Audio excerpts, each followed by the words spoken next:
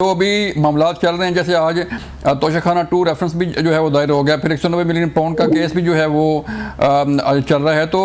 इसमें कहाँ तहरीक इंसाफ के चेयरमैन का फिर कैसे वो अब आप लोग तो कहते हैं कि बड़ी जल्दी बाहर होंगे, तो कैसे बाहर आएंगे फिर? वो मुझे राना एहसान अफजल साहब बड़े एक सुलझे हुए आदमी है, मुझे इनसे हमदर्दी है कि इनको इनकी पार्टी ने इस दफा काउंसिल का टिकट भी नहीं दिया और राजा रियाज को टिकट दे दिया जो कि लोटा था। तो मुझे पता है कि राना एहसान अफजल साहब वो बड़े वैसे नफीस आदमी है और उनको पता है कि ये जो बातें इन्होंने बड़ी आमियाना सी बातें की हैं ये इनकी शख्सियत के बरक्स है, लेकिन ऑब्वियसली नून लीग में इन्होंने जगह बनानी है तो फिर ऐसी ही होनी है, नहीं तो फिर टिकट फिर राजा रियाज साहब ले जाएंगे अगली दफा। तो पहले तो ये मैं एक साइड कमेंट है ऑन अ लाइटर नोट, ठीक है। और दूसरा उन्होंने बात की 1990 के अंदर एक इलेक्शन हुआ था, 2012 में इफ्तिखार चौधरी जो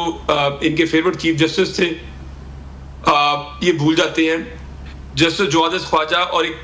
एक और जज थे, 3 रुकनी बेंच सुप्रीम कोर्ट का, असगर खान केस का एक फैसला है। पाकिस्तान की सियासत में 77 साल में जो सुप्रीम कोर्ट की रिटन जजमेंट है कि एक पार्टी जो पली ही पैसे के ऊपर थी, जिसको जाली तरीके से इलेक्शन जितवाया गया, अगर मेरे भाई के पास वो जजमेंट नहीं, मैं आपको जजमेंट व्हाट्सएप कर देता हूं, आपको भी कर देता हूं, वो जजमेंट आप पढ़ लें कि कैसे इनकी सारी जमात को 160 मिलियन रुपए उस दौर के अंदर दिए गए जो आज के मेरा ख्याल है 16 अरब 20 अरब रुपया बनता होगा इनकी जमात को बेनजीर के खिलाफ इलेक्शन जितवाने के लिए IGI। ठीक है, तो पहले तो आप इनकी मैं जमहूरी क्रेडेंशियल बता दूं। 81 के अंदर नवाज शरीफ साहब को जो बंदा सियासत में लेके आया था उसका नाम था जनरल जिलानी। 85 में वो जो गैर जमाती सियासत में जिनका नाम ही कोई नहीं था, उनको वजीर आला किसने बनाया?